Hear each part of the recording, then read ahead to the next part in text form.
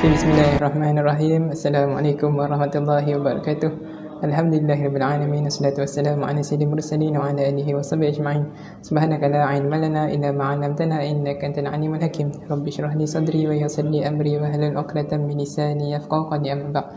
Alhamdulillah, hari ini kita dapat menempuh Ramadan yang ke-6 dengan baiknya, alhamdulillah. Kedua, selawat serta salam ke atas junjungan baginda Muhammad sallallahu alaihi wasallam, kerana baginda Islam tersebar ke seluruh alam. Allahumma salli ala Muhammad wa ala sayyidina Muhammad. InsyaAllah, seperti biasa, saya akan berkongsi setiap hari dengan kalian semua pada sebelum tidur. Tak adalah sebelum tidur kan, tapi nama dia bedtime story lah. Sebabnya selalu kalau bulan Ramadan mesti ada tazkirah. Tapi sebabkan PKP ni dah tak ada dah tazkirah semua kan, so why not saya berkongsi secara online dengan you all. And tak pun rindu dengan PITAS dulu, sebabnya dulu tugas kat PITAS ada turn kena bagi tazkirah. So sebabkan dah PKP, kena sembahyang pun dekat rumah. Tapi alhamdulillah tadi dapat satu news, berita baik lah dari polis, yang mulai esok ada pergerakan pulang pelajar. Tapi tak tahu lah takkan pergerakan keluar ni dari pelajar Semenanjung ke Sarawak ke, tapi yang penting adalah berita yang kami dah nak keluar. Okey, lama dah terperap dekat sini. Dah berasak lah kepala otak menunggu masa. Okey, insyaAllah hari ni nak berkongsi tentang satu. Okey, kita recap balik. Seperti hari-hari sebelum ni kita belajar hari pertama pasal kelebihan Ramadan, hari kedua pasal kelebihan sedekah, hari ketiga pasal 3 golongan yang celaka yang diaminkan oleh Rasulullah sallallahu alaihi wasallam, dan hari keempat kita berbincang tentang kisah Uwais Al-Qarni, seorang yang tak terkenal di dunia tapi terkenal di penduduk langit. Dan hari kelima iaitu semalam kita bincang tentang Abu Nawas mencari jodoh, cara dia berdoa yang menyebabkan doa jadi makbulkan, iaitu dia mensandarkan doa dia kepada ibu dia. Dan hari ini lebih menarik kita masih lagi bincang tentang perempuan ataupun wanita. Kenapa, apa yang kelebihan dengan kita bincang tentang wanita ni? Sebabnya jika kita lihat, kita telusuri sejarah kembali kepada zaman 1441 sebelum Hijriah. Terima kasih kepada semua yang sudi menonton. Okey, patah balik. 1441 Hijrah, sebelum datangnya Islam, kedudukan wanita bagaimana kedudukan wanita sebelum itu? Pernah kita fikir tak? Bagaimana kedudukan wanita sebelum Islam datang? Kita tengok satu demi satu sejarah pada zaman Yunani, di mana zaman Yunani ni, bangsa Yunani punyalah mereka meletakkan rendahnya martabat wanita. Sama taraf paling level diorang paling tinggi pelacur je. Itu yang pertama, orang Yunani. Kedua, zaman Rom. Zaman Rom pun lebih kurang. Mereka hak seorang suami terhadap isteri dan juga anak perempuan, bukan setakat isteri saja, anak perempuan, dan mereka tak ada diberi hak apa-apa pun. Hatta kalau nak mengundi pun, mengundi orang lelaki je yang boleh mengundi. And then kalau kita tengok pula zaman di India, rakyat orang India meletakkan orang perempuan tu pun rendah, di mana jika suami mereka meninggal, orang perempuan isteri dia tu pun akan dibunuh hidup-hidup, akan dibakar hidup-hidup bersama dengan suami. Itu taraf di India. Dan di China pula, di China mereka tidak layak untuk menerima apa-apa warisan daripada bapa, kerana mereka dianggap, orang China ni menganggap wanita ni adalah golongan yang hina dan tak layak untuk mendapat apa-apa warisan. Dan di Arab, seperti kita tahu, pada zaman sebelum kerasulan, di mana anak-anak perempuan ni adalah sangat hina, dan mereka meletakkan anak perempuan tu hina sehingga kan mereka sanggup untuk menanam anak hidup-hidup. Tapi sebelum tu saya nak correct balik semua orang punya pemikiran, di mana semua orang akan cakap anak perempuan, salah seorang sahabat yang menanam anak perempuan hidup-hidup ialah Sayyidina Umar Al-Khattab. Tapi kalian kena tahu, seandainya Sayyidina Umar Al-Khattab menanam anak perempuan hidup-hidup, bagaimana mungkin Hafsah, Sayyidatina Hafsah, iaitu isteri Rasulullah, anak perempuan Sayyidina Umar Al-Khattab, Boleh terfikir tak? Boleh apa? Yang ni mind blowing sikit. Bagaimana mungkin kisah Sayyidina Umar Al-Khattab boleh menanam anak perempuan hidup-hidup, sedangkan dia ada anak perempuan yang juga berkahwin dengan Rasulullah dan sahih. Dan kisah Hafsah ni direkodkan dalam surah Al-Mujadalah. So kat sini dia nak correct balik di mana Umar Al-Khattab tidak membunuh anak perempuan dia hidup-hidup, sedangkan dia Bani Adi tidak menanam anak perempuan hidup-hidup ya. Yang menanam anak perempuan hidup-hidup ialah Bani Tamim. Dan banyaklah ada bangsa-bangsa lain yang menanam anak perempuan hidup-hidup pada zaman jahiliyah sebelum kerasulan. So dengan datangnya Islam mengangkat martabat wanita sehingga meletakkan satu surah dalam kitab Al-Quran, iaitu surah An-Nisa, yang bermaksud perempuan. Tiada mana-mana kitab suci dalam mana-mana agama yang meletakkan nama perempuan sebagai surah ataupun verse in Al-Quran. Hebatnya Islam letak bukan setakat nama perempuan, and then nama Maryam pun ada satu surah nama Maryam. Sebab cari mana-mana kitab suci yang meletakkan nama perempuan sebagai salah satu surah dia. So kat sini Islam datang untuk mengangkat martabat wanita. Dan yang peliknya sekarang ni orang cakap orang Islam pula yang menjatuhkan wanita. Diorang kena belajar sejarah balik. Sebabnya kedatangan Islam yang mengangkat wanita di taraf yang tinggi. So kat sini, walaupun Islam dah mengangkat taraf wanita yang tinggi, tapi kita kena tahu satu hadis, iaitu bila Nabi di Isra' Mi'raj, Nabi nampak ramai wanita di api neraka.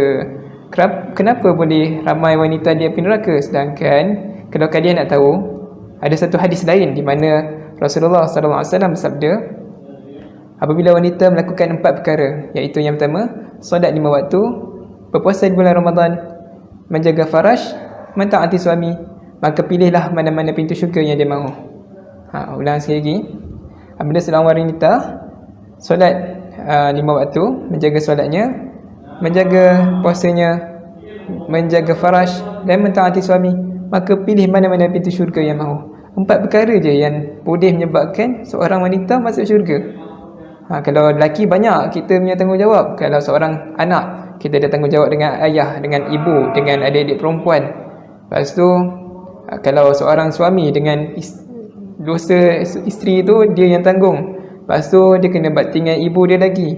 Lepas tu dengan anak-anak ada lagi, dia yang kena jaga. So lelaki ni banyak dia punya tanggungjawab untuk masuk ke syurga. Tapi wanita ni tak payah fikir panjang, you all just jaga 4 perkara je, iaitu solat 5 waktu, berpuasa bulan Ramadan, menjaga faraj dan mentaati suami.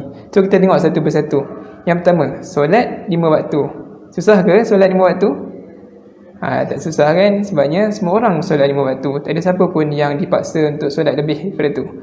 Kalau nak buat lebih pun, itu adalah sunat muakkad, bukannya wajib. Itu yang pertama, iaitu solat 5 waktu. Okey, lagi kalau orang perempuan, orang perempuan dia susah sikit lah, nak kena pakai telekung. So jika ternampak aurat, nampak rambut keluar sikit, kena batal solat. Tapi kalian kena tahu, dengan solat tu lah kalian boleh masuk ke syurga dengan mudah. Okey, terima kasih kepada rakan-rakan yang sudi menonton. Okey, itu yang pertama, solat 5 waktu. Kedua, berpuasa di bulan Ramadan. Sekarang kita tengah berpuasa di bulan Ramadan, betul? So dekat sinilah kita kena kita jaga betul-betul puasa kita. Memanglah nanti perempuan cakap, mana rakan-rakan muslimat akan cakap, nanti tak boleh puasa. Kami semua bukannya macam lelaki puasa 30 hari. Tapi kalian kena tahu, bukannya kalian tu Allah merendah-rendahkan kalian, tapi sebenarnya Allah bagi you rehat. Sebabnya jika seorang isteri nak kena berbakti dengan suami, so dengan uzur lah, dengan ABC, Allah bagi cuti itulah untuk kalian berehat. Baiknya Allah pada kalian. Okey, itu yang kedua, berpuasa bulan Ramadan. So jagalah puasa ni betul-betul. Janganlah kurangkan pahala puasa tu pula dengan mengumpat, dengan bawang, dengan buat benda-benda lara, tak habis-habis scroll Insta. And scroll Insta ni, kajian menunjukkan bila orang perempuan scroll Insta, diorang akan merasakan diri diorang tu macam hina tau.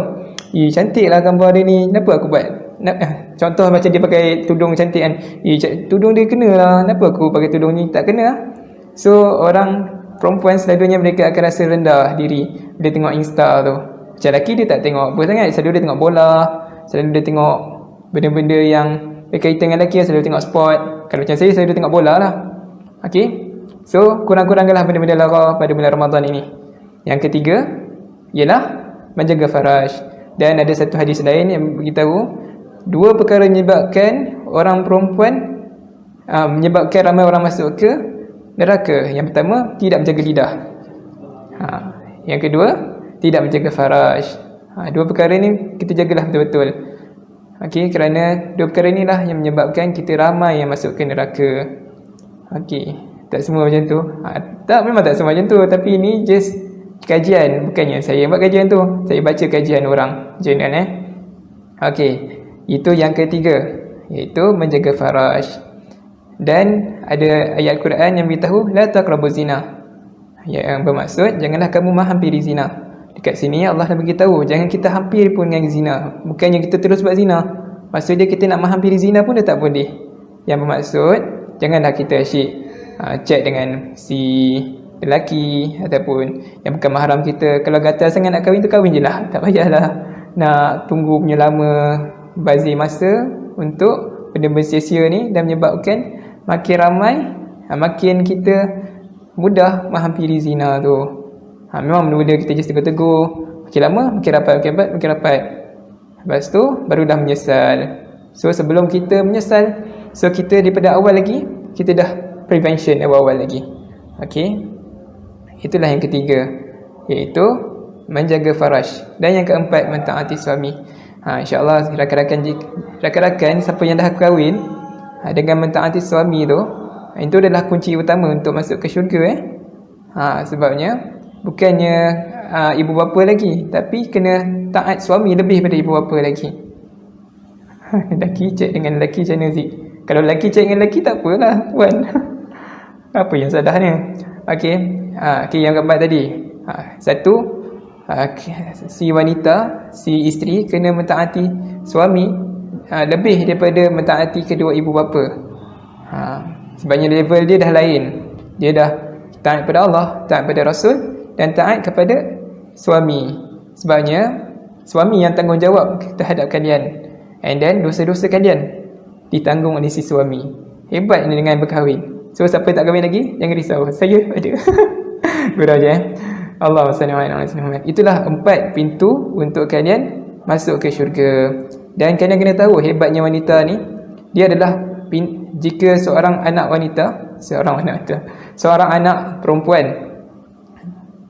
perempuan, dia adalah pintu syurga untuk ayah. Seorang isteri, dia adalah pelengkap agama si suami. Seorang ibu, tiada hijab antara doa ibu kepada anak-anak. So beruntunglah menjadi wanita, dan janganlah merasa diri rendah kerana digelar wanita, dan rasalah bangga apabila dijadikan Allah sebagai seorang wanita, kerana kalian mudah untuk masuk ke syurga, tidaklah seperti kaum Adam. Itulah perkongsian ringkas saya dengan kalian semua. Saya belum kahwin lagi, so kalau belum kahwin lagi, pergilah cari jodoh yang sesuai. Sebabnya dengan berkahwin itulah Allah akan lapangkan lagi rezeki.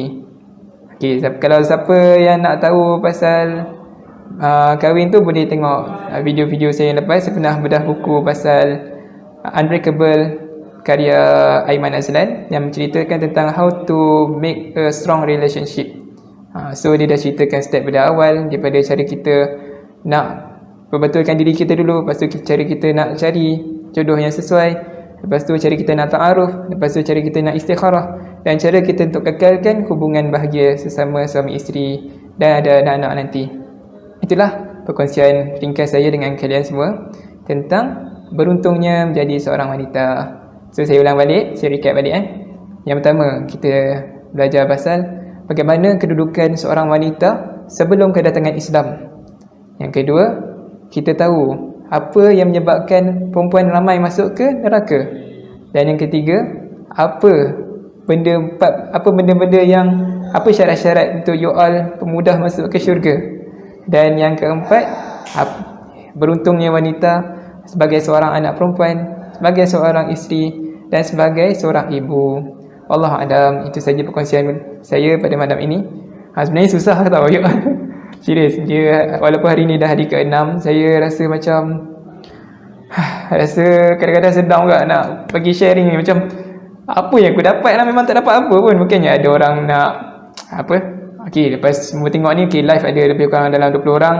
So nanti boleh dah dapat dah RM20. So dia tak ada apa-apa pun yang saya dapat. Saya hanya insyaAllah saya nak cari reda Allah je, nak berkongsi dengan kalian. Sebab ni janji saya. Dan saya memegang kata-kata seorang dengan guru-guru saya. Guru-guru saya banyak berpesan, seorang yang hebat apabila dia dah lakukan sesuatu, dia akan habiskan, dia akan tamatkan. Itulah perkongsian yang saya berkongsi dengan kalian semua hari ini. Harap dia dapat membantu dan dapat manfaat pada kalian dan juga untuk saya. Okey, wabillahi taufiq wal hidayah. Assalamualaikum warahmatullahi wabarakatuh. Pada kalian yang baru saja masuk live ni, boleh tonton semula. Nanti saya akan save dan you all boleh tengok di awal. Tentang hari ni, saya tajuk dia ialah beruntungnya menjadi seorang wanita. Allah Alam. Dan jumpa juga, jangan lupa tonton video saya ni pada hari-hari akan datang. Dan teruskanlah beri sokongan kepada saya, sebabnya dengan sokongan kalian tu lah buatkan saya lebih semangat untuk berkongsi. Dan bayangkan, dah berkongsi dalam 6 hari ni, istiqamah tu memang sangat berat. Sebabnya ada satu kata-kata Arab, yang satu patah Arab yang berbunyi istiqamah khairu min ahada istiqamah khairu min alfi karamah. Yang maksud, satu istiqamah lebih baik daripada 1000 karamat. Semoga saya terus beristiqamah dan dapat berkongsi dengan kalian. Terima kasih kepada kalian yang sudi menonton live saya pada hari ini, dan semoga kita dapat berjumpa pada hari-hari akan datang. Okay, wabillahi taufiq wal hidayah. Assalamualaikum warahmatullahi wabarakatuh. Jumpa esok pula. Bye bye.